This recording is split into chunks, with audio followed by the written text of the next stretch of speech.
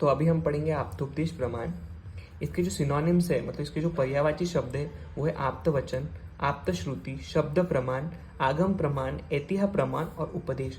मतलब आप्तोपदेश प्रमाण के ये सारे नाम भी हो सकते हैं। सो अगर हमें कोई भी जगह शब्द प्रमाण या आगम प्रमाण ऐसा भी मिलता है या ऐतिह्य प्रमाण ऐसा भी मिलता है, मतलब वो कि आप्तोपदेश प्रमाण के बारे में ही बात कर रहे हैं। इसके बाद हम पढ़ेंगे आप्तोपदेश प्रमाण का importance. It is used for uttering सत्य ज्ञान, मतलब रियल या ट्रू या फिर ऑथेंटिक ज्ञान हमें आप्तोपदेश प्रमाण में मिल सकता है। तो इसलिए इट इज़ द बेस, ये सारे प्रमाण का बेस है और ये फर्स्ट प्रमाण है जिसको हम पढ़ते हैं। इसलिए आचार्य चरक में इसको सबसे पहले प्रमाण में इंक्लूड किया है। आचार्य चरक में जो चतुर्वेद परीक्षा मानी है उसमें आप्तोपदेश प्रमाण फर्स्ट प्रमाण है। इसको जो डेफिनेशन या फिर जो इसका लक्षण है वो है आप्तोपदेश शब्द, मतलब आप्तोपदेश को ही शब्द प्रमाण माना गया है।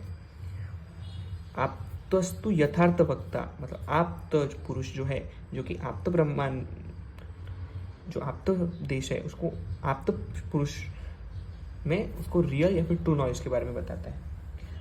आप्तोपदेश आप्त पुरुष का जो लक्षण है उसका श्लोक है रजस्तमोभ्याम निर्मुक्तास्त तप ज्ञान बलेन ये, मतलब रज और तम से निर्मुक्ता, मतलब रज और तम से जो निर्मुक्त हो, मुक्त हो, तप का ज्ञान जिसे हो वो है आप्त पुरुष है।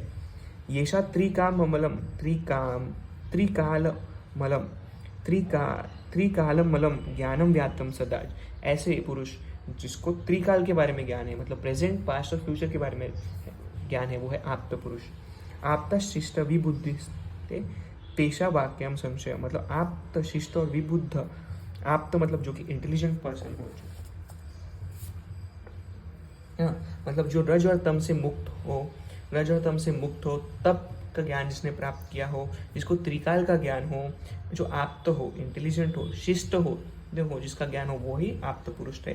तो ये लोग सत्य ज्ञान कहा सकते हैं, तो ये झूठ क्यों बोलेंगे? ठीक है, इसकी जो समरी है वो कि आप्त वचन is आप्तोपदेश।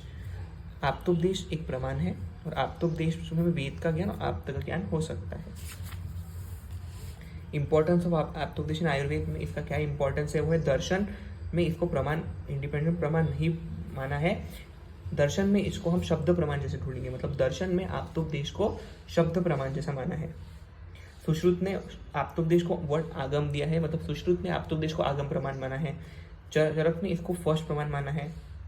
Without the knowledge of aptopadesha the chikitsa are impossible, मतलब आप्तोपदेश के बिना हम किसी भी रोग की चिकित्सा नहीं कर सकते। शब्द प्रमाण हम पढ़ेंगे उसके बाद। आप्तोपदेश शब्द, आप्तोपदेश को ही शब्द प्रमाण बोलते हैं। शब्द के प्रमाण के भेद, दृष्टार्थ शब्द, अदृष्टार्थ शब्द। दृष्टार्थ या फिर तर्क संग्रह के अकॉर्डिंग ध्वनात्मक एंड वर्णात्मक। चरक के अकॉर्डिंग दृष्टार्थ, अदृष्टार्थ, सत्य और अनृत। बाकी आचार्यों के अकॉर्डिंग लौकिक, अलौकिक, साधारण।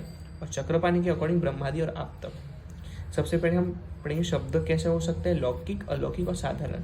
लौकिक मतलब जो कि आप्त पुरुष ने हमको बताया हो और जिसको वेद का सपोर्ट हो। अलौकिक शब्द मतलब जो कि वेद के जो शब्द है वही है अलौकिक शब्द। साधारण शब्द मतलब कॉमन कॉन्वर्सेशन के लिए जो शब्द होते हैं वो है साधारण शब्द। उसके बाद चक्रपाणी दत्त के है ब्रह्मादि या परमात्मा या फिर अलौकिक शब्द, मतलब जो कि ब्रह्मा जी के शब्द हो, या फिर आप्त मतलब जो कि आप्त पुरुष के शब्द हो। न्याय दर्शन के अकॉर्डिंग से क्लासिफिकेशन दृष्टार्थ मतलब जो कि हम डायरेक्ट परसेप्शन कर सकते हैं, जो कि रियल हो। और अदृष्टार्थ शब्द मतलब जो हम देख नहीं सकते, जिसका डायरेक्ट परसेप्शन ना हो। शब्द अकॉर्डिंग टू चरक बहुत इंपॉर्टेंट, जो कि है दृष्टार्थ शब्द, अदृष्टार्थ शब्द, सत्य शब्द और अनृत शब्द। दृष्टार्थ शब्द मतलब जिसको हम देख सकते हो और डायरेक्ट परसेप्शन हो। अदृष्टार्थ शब्द मतलब जिसको हम डायरेक्ट परसेप्शन ना हो।